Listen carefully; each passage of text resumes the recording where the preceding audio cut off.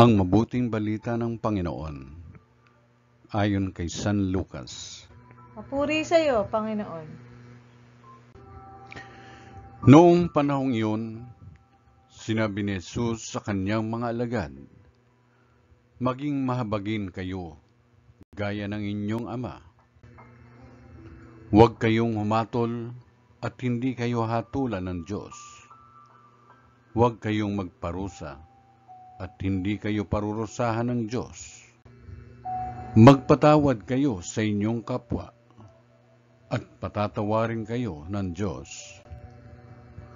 Magbigay kayo at bibigyan kayo ng Diyos. Hustong takal, siksik, liglig at umaapaw pa ang ibibigay sa inyo.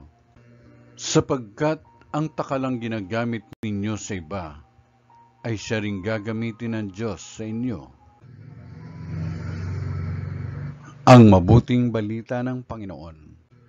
Pinupuri ka namin, Panginoong Jesucristo.